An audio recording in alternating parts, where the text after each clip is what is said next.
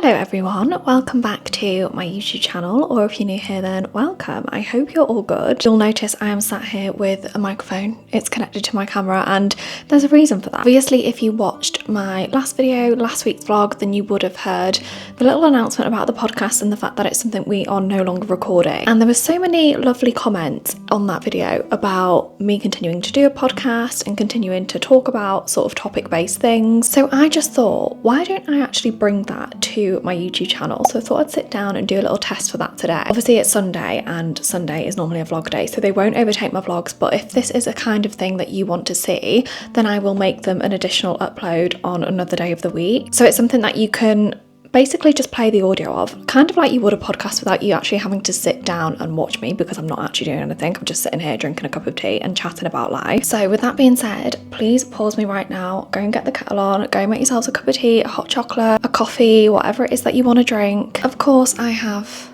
a freshly made cup of tea in my favourite mug. Yeah, I just thought this style chilled sort of sit down chatty video would be a really good thing for me to introduce here on my YouTube channel, but also still allows me to talk about certain things that I'd love to talk about the same way in which we would on Talking 30 when our podcast was a thing. So get yourselves comfy and make sure you let me know down below in the comments if you enjoy this kind of video. I kind of have no topic of conversation today really. I'm just going to talk about general life updates, the fact I'm freezing my eggs, dating in your 30s, being single at this age, and yeah, hopefully off the back of this, if you enjoy it, we can unravel so many other topics, breakups, life situations, friendship. I just thought this would be a really good place to start. I guess I should say happy 1st of December because today is the 1st of December, it is Sunday. Really nice day I think to start a new month, but I just want to say there's going to be so much here on YouTube that is all Christmas related, and I feel like if you've been here over the years then you will know I'm kind of not really a channel that brings that really, other than like the odd Christmassy festive-y thing that I do, and that is because like Vlogmas could never happen on this channel, I don't think. Maybe I'll change my mind in the future,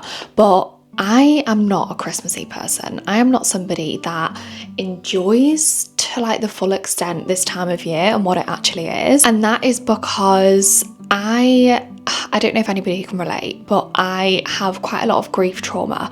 I've been through loss.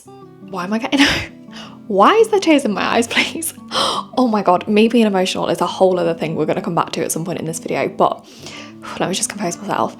I have grief trauma, as you can probably just tell, because my experience with grief, what I went through was now 10 and 12 years ago, like 10 to 12 years ago. I lost my grandparents, my nan and Bumper.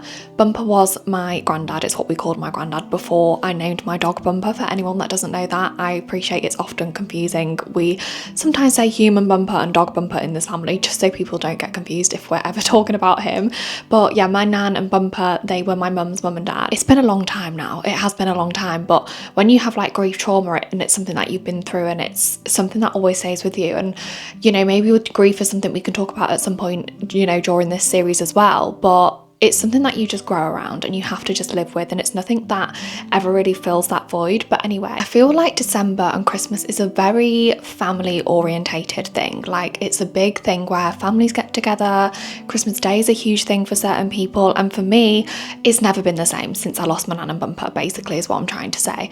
So I kind of have fallen, I guess, in recent years, especially into like this, not Scrooge mentality, but I'm just not somebody that enjoys the festive period. I love my friends and going out with my friends, and the fact that we all get together and all my school friends kind of come to our hometown, that is the best thing about December for me. And I do love the Christmas markets, and me and Chloe always have a little festive day out, one of my best friends, so that's always lovely. But yeah, it's just weird for me because I'm pretty much a one-man band. Like, not only are my family so spread out, like when I tell you my family are never in one place at the same time, like both my mum and my dad's side, like we don't really have that like big get together as like a whole family because everyone is everywhere. And not only that, obviously the people that I live with, my brother and my sister-in-law, they go off and do their thing with her family because she has got a really close-knit like big family, so they do their thing with them.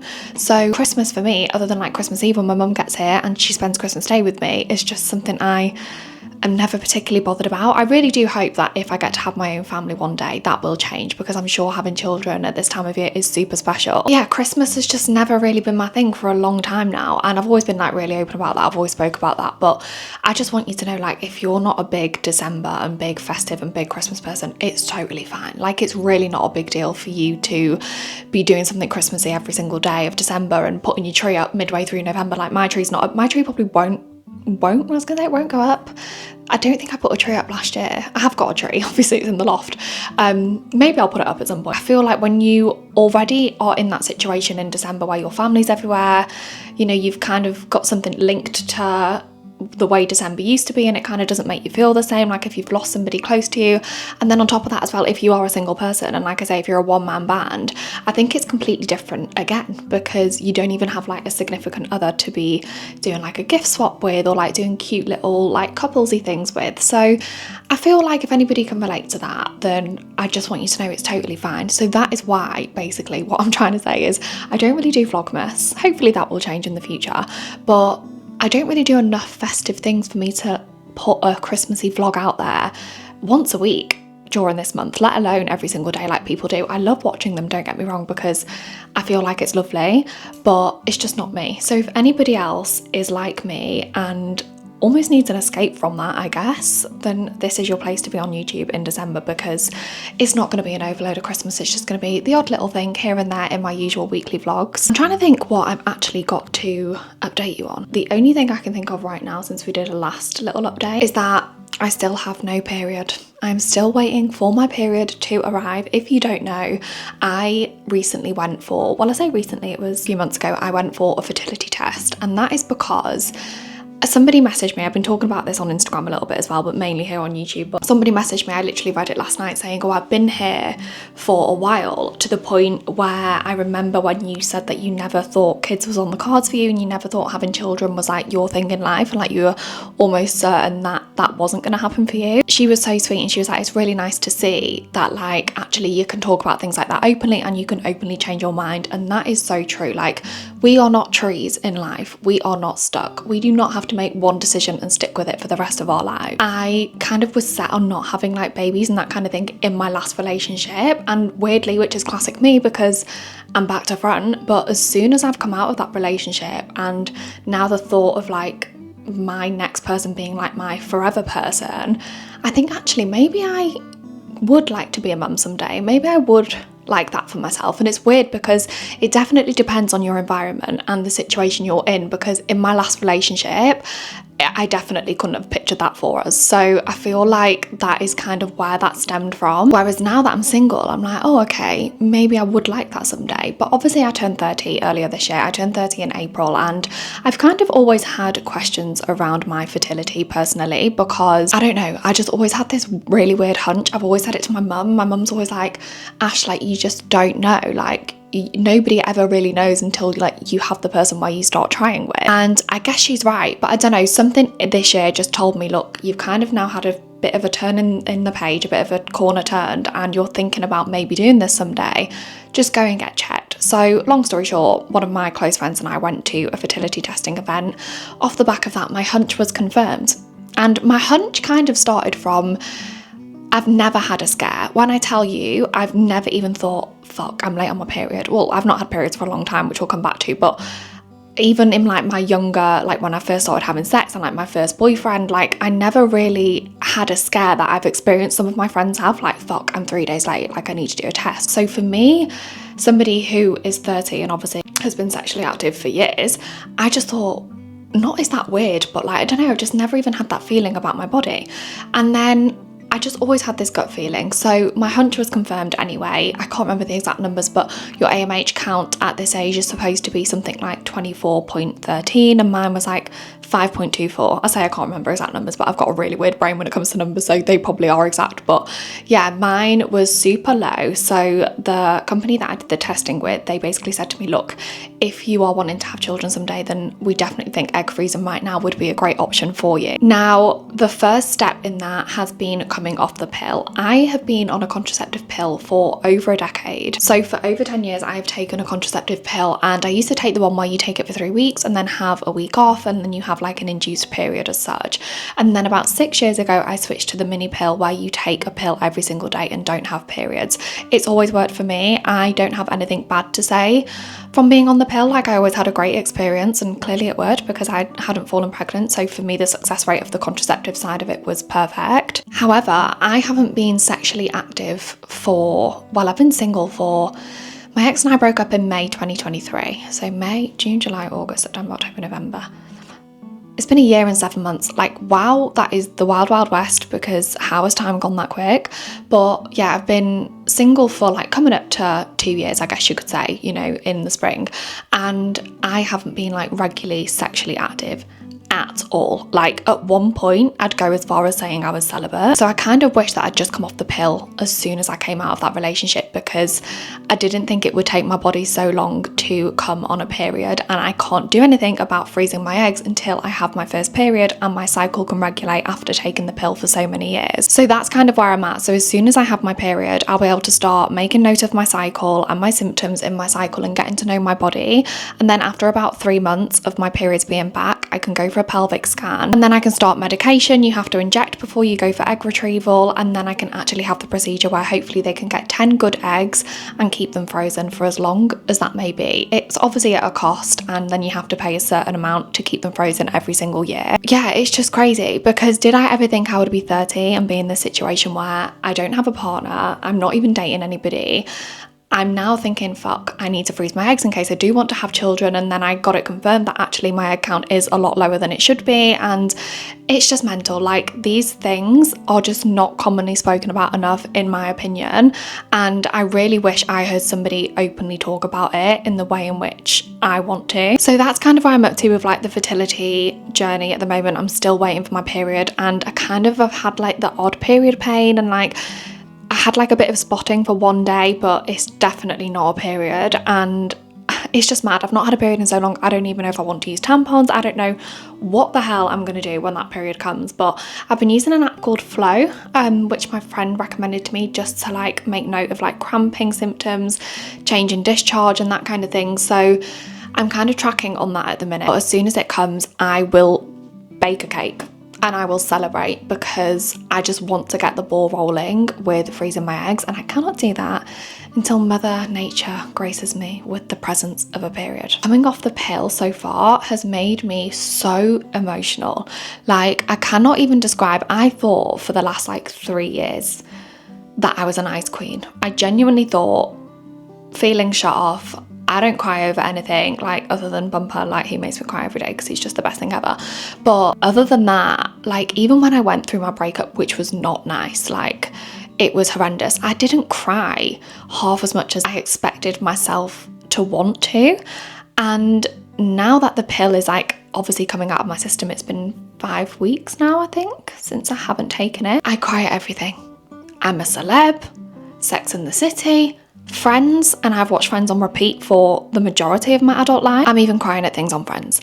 And honestly, when I tell you, that has never been me. So I do feel like it's almost like a cloud is being lifted. Like, I'm having like mental and emotional clarity with a lot of things, which sounds mad because it's literally a pill, but it is a hormone that's going into your body at the end of the day. So that's my experience so far. As soon as I have a period, you will be the first to know, and then we can go through the next steps of my fertility and my egg freezing journey. Yeah, like I said, I never thought this would be my situation at this age. And I obviously became single in the very last stages of my 20s. Like, I was in the last 6 months of my 29th year on planet Earth, and that's when I became single. And I think being single in your 30s is so different to being single in your 20s for so many different reasons. Like, dating in your 30s is so different, and I think that's because in our 20s, especially our early 20s, we compare like the next person, or like the next person we're dating, to the previous person, and there's a lot of comparison in other people. Whereas in your 30s, you have gotten to know yourself so much, and you are so aware of what you want, and you're so at peace with your own life and where everything else is, except obviously for your love life,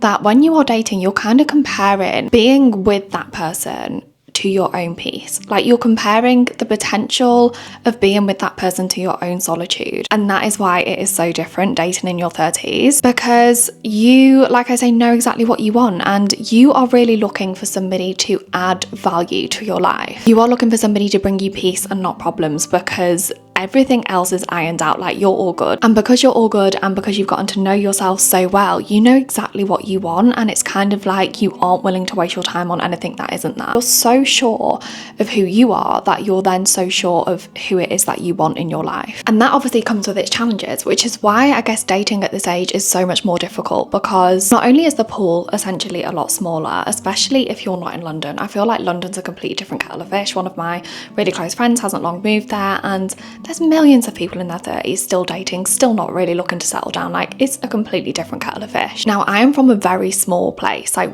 my hometown is teeny tiny, and there is genuinely no one here that hasn't been with somebody that I don't know. Do you know what I mean? But like, there's so many people here who have been together from a young age and have like done all the things in the correct order, that when you're from a small town, like, the comparison is so easy to do. Yeah, it's really about finding someone who's going to add that value to your life, because when everything else is fine, like your family life and your friendships and your work life, and you can literally do so much for yourself, that somebody needs to come into your life who can actually add to that rather than like take away from that. And for me, like, I haven't really actively dated, I would say, in the time that I've been single, but there was like one guy that I dated, and I think just looking into the future and like the way we kind of live our lives now was just so different that I couldn't see it aligning like down the line. And I've never really had that perspective before of like looking that far ahead, but because it's crunch time essentially, like, I absolutely am ready to meet a life partner and start making memories and spending our time together. And it is crunch time, I guess, because, you know, as much as that doesn't mean you apply pressure, but you definitely think way further ahead than I would have when I was dating in my early 20s. I personally think that you are so lucky if you have already met your forever person. Like, honestly, if you're watching this video, that person is sat next to you, that person is in your phone, like, asking if you're okay, like, you're seeing that person later on. You are so lucky. Like, I, for example, my brother has been with my sister-in-law since I was 16 years old. They have been together for I don't know how long that is, but it's a bloody long time. And they have watched me go through four breakups in the time that they've been together.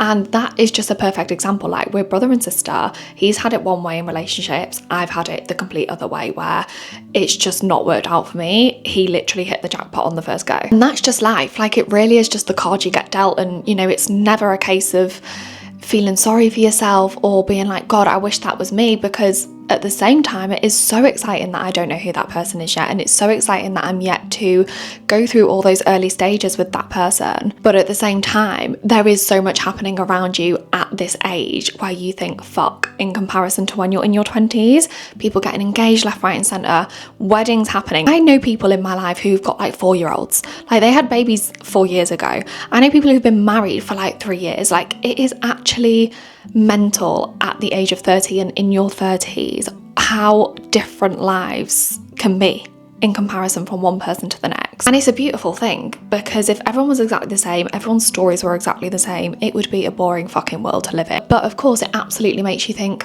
bloody hell, like, why wasn't that me? Like, why aren't I on baby number 2 and I walked down the aisle 4 years ago? Do you know what I mean? So yeah, I do genuinely think that if you already have your person in life, you are so lucky. Like, that's my personal opinion, because I don't know, I just think it's so beautiful that so my grandparents on my dad's side, my dad's mum and dad, who are still alive, very lucky, they have been married for 63 years nearly, which is mental. Like, that is actually crazy, but I go and see them as much as I possibly can. They are 2 of my favourite people to spend time with, and that is because they have so much history and so many stories that are so beautiful and so nice to hear. And I'm talking back when my granddad, as Welsh granddad, he worked for my grandma's dad. So he had to ask my grandmother's dad when they were super young, like teenagers, if he could take her on a date. Like, they have known each other that long, they have been married for that long, that now they can go, oh my god, remember on your 20th birthday, or remember when we turned 25 and we moved into this place, or remember on so and so's birthday, and they were together. That's the one thing I think is so beautiful if you've already found your person at that age. I mean, it can be quite rare, I know, but you are making memories with that person in this very moment, and it may not feel like it, but I won't have that. Like, what they've got now, where they're like, oh Dave, remember when I was 21, and oh Carol, remember on your 23rd birthday? Of course I won't have that, because I haven't met anybody by the time I'm even 30 and, you know, into my 30s. So that's why I think you're so lucky, because those memories are honestly, like, the tiny little things are just so lovely. And like, another thing I've found about dating in your 30s is like, everybody's life experience prior to that has evidently shaped them into who they are today. Like me, and like the things I've gone through with breakups and the things I've had to learn about myself, and like the guy that I dated, he was already a dad. These things are much more common at this age than you realise. And then obviously there's accepting that, because for me, I never thought I would like want to date somebody who's, you know, essentially attached to another person because of the fact that they share a child, or the fact that they've already had that experience and it wouldn't be our first time together. But then you kind of have to accept these things because of the age in which we are like trying to find somebody and trying to find a life partner. I mean, I've only just dipped my foot in the dating world at this age, and I definitely am like, I don't know if I've said this, but I've got like an upcoming surgery. It's probably going to be in January, and as soon as that is over and I am literally done with just anything like that for a long time, then I'm gonna try and get myself out there a little bit more and actually experience maybe dating as it should. I mean, there's obviously dating apps now, which I feel like I had again, like when we first started the podcast, I had such a bad opinion of dating apps, and I was like, I just don't get it, like it's so like unnatural. But now I do get it, because if you look at me, for example, I do essentially live quite an isolated life. I work by myself, I work for myself. It's me and my dog, and I don't really, like, other than like Pilates, which is now like a group thing that I do, I go to the gym on my own, I go for coffee on my own, like when I go for dinner it's with my friends. So like, I'm not really in a position like through workplaces or like through other people where I would essentially meet like a big amount of people. So if there's loads of people like that, then I get it now. I get why people would use dating apps, because it's like, that is a great way to meet people. And I feel like it is finding a needle in a haystack, I'm not gonna lie, but I do feel like there's been some great success stories from dating apps. Like my best friend, who moved to London when she was 18 for uni, never came back, is now dating a guy, well, they've been together for like 2 years, who she met on Hinge, and she's like my best friend. We've been best friends since we were 3, and he's from New Zealand, and next year they moved to New Zealand together. Like, they met on Hinge and they are like inseparable. They are like thick as thieves. So there are success stories everywhere, but I don't know, I just kind of get a bit nervous, I guess. Like, I'm so nervous to like fully put myself out there into the dating world, and I just wanted to say that because so many of my friends go on dates so easily. And if you're like me and you're a bit apprehensive and a bit nervous, and I feel like just not wanting to make mistakes again is quite a big thing that's in the back of my head, then I just want you to know you're not on your own if you feel like that, because I'm exactly the same. Then also, you could be like, oh, okay, we'll go out more. Let me just tell you, my future husband, my future life partner, is not in a club Friday, Saturday or Sunday. They are not in the club, and they're not in the club because I'm not going to find them in a place that I wouldn't want them to be. And the same goes for me. Like, I'm not going to put myself in a club as somebody who sees himself as a future wife. Like, that's just personal opinion, but I don't want to go on any guy's table drinking 3 bottles of alcohol, and that's just not the environment where I feel like I'm going to meet somebody.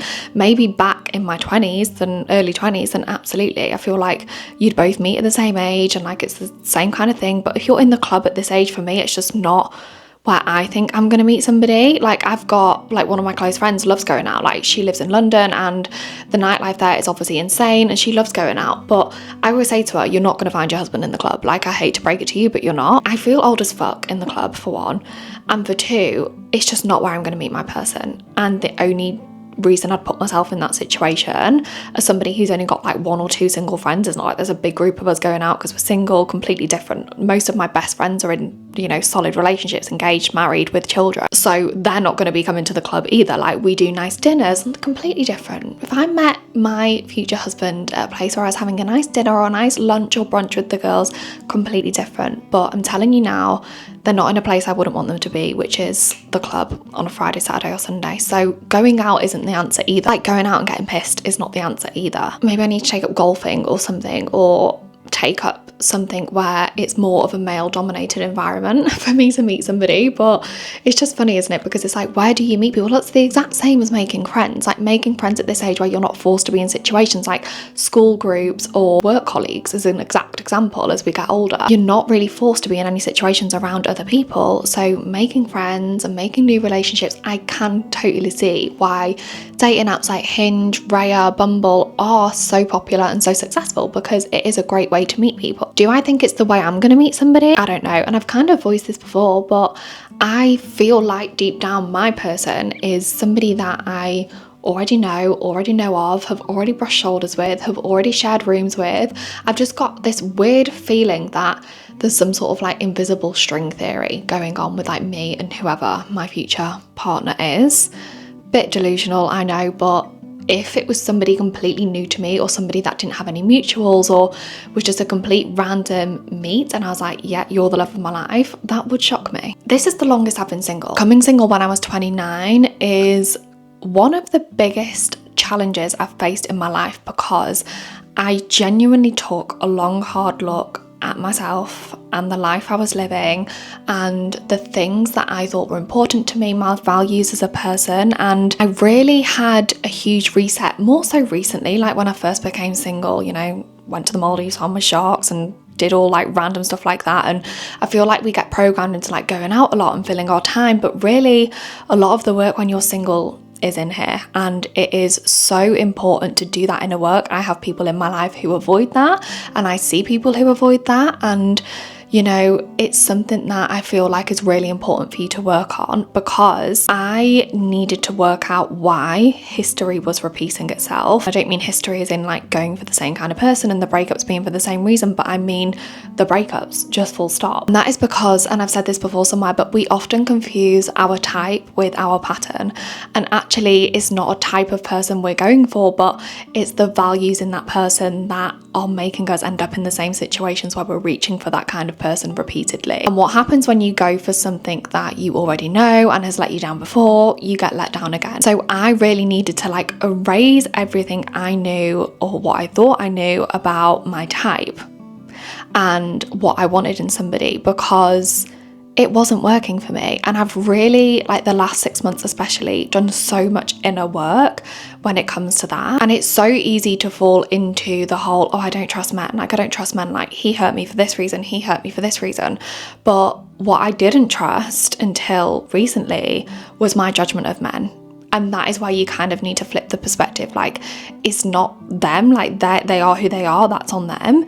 But it's the way you're taking them in, like it's the way you're viewing them, and that's on you. But like there's such a fine line, because obviously being single at 30, like you're so independent. Like I'm fully independent, I'm so self-sufficient, every aspect of my life is absolutely 100%, like everything is going great. The one thing that's missing is a relationship, and obviously being in love. And I feel like being single at this age, you can step so far into what we would say is our masculine energy. So everybody has feminine and masculine energies, and when you are so independent, and the toxicity I've come to learn of like the whole bad bitch, bad boss bitch, independent bitch mindset is wild. Like honestly, if I could say to anybody anything, it would just be drop that. Yes, you're independent, that's something to be so proud of. Yes, you are self-sufficient, that's amazing. But by being in the whole I don't need anyone mindset,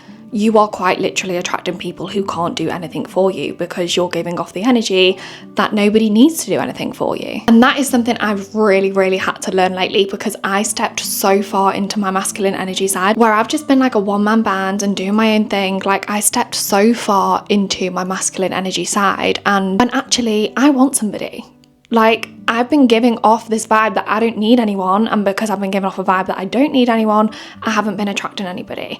And the matter of fact is I do want somebody. Like I want somebody in my life. I want somebody to start making a life with and making memories with. And when I was attracting people, it was people that couldn't do anything for me. like emotionally, like support wise, people who weren't aligned with me. And that's because I was telling the universe, I don't need anyone. What do I need someone for? And I cannot even stress enough how life-changing and how much it's changed my mindset by doing the work and reading up on how I tap back into my feminine energy, and so I can just relax a little bit. Do you know how much I would love to come home and just share the emotions of that other day with somebody? Like, how are you? How was your day, babe?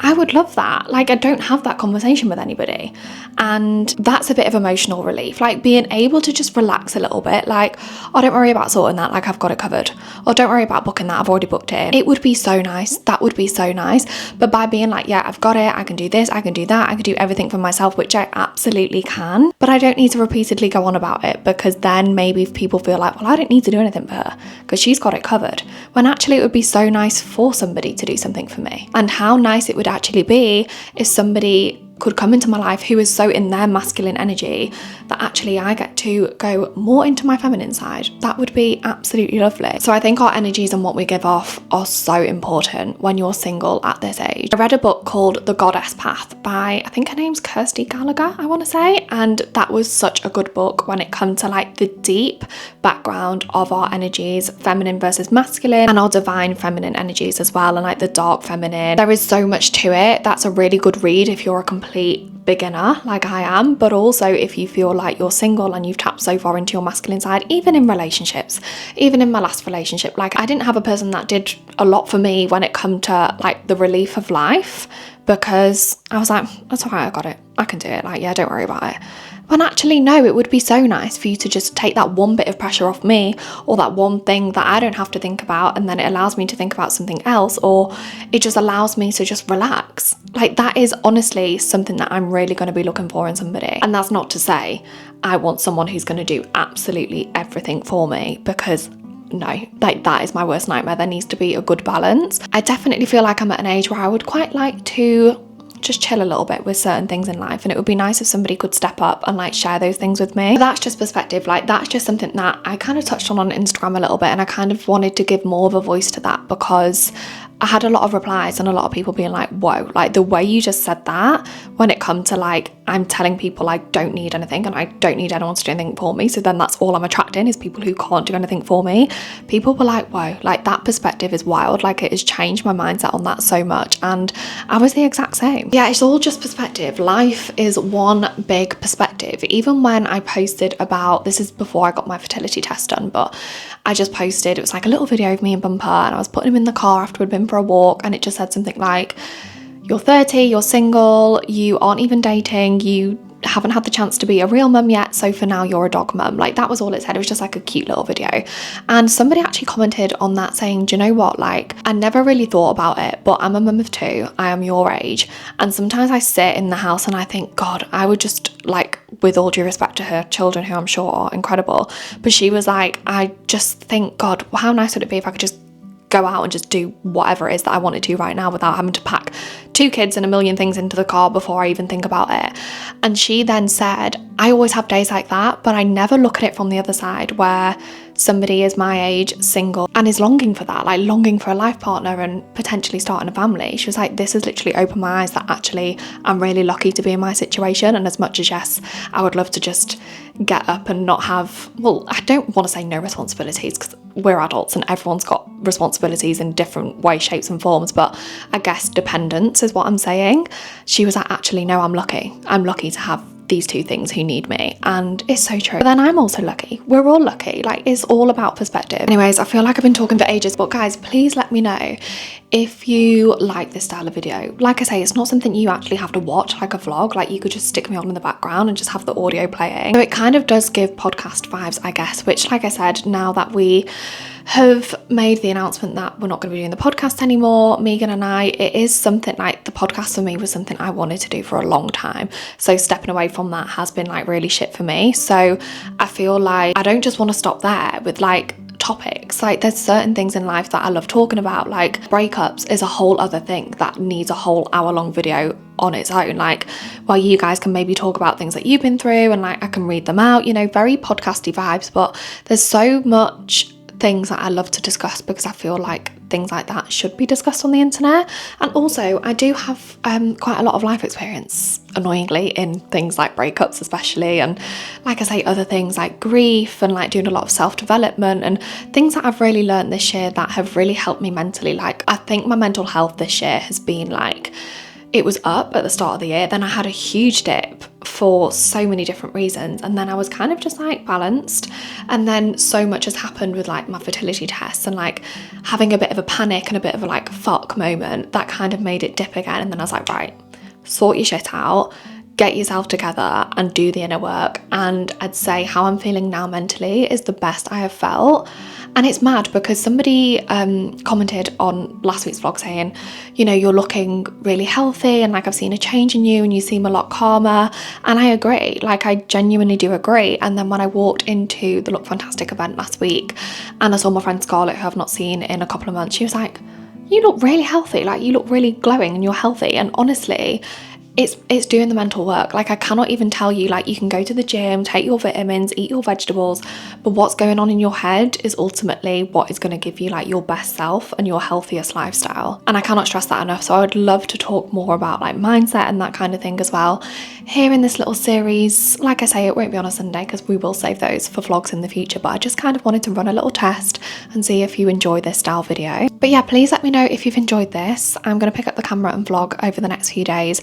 So next Sunday's video will be a weekly vlog, a weekly diaries as normal. But if you have liked this, then we will work something out and get some more topic-based, conversational, sit-down chatty videos out on another weekday. But anyways, I will see you all in next Sunday's vlog. Bye!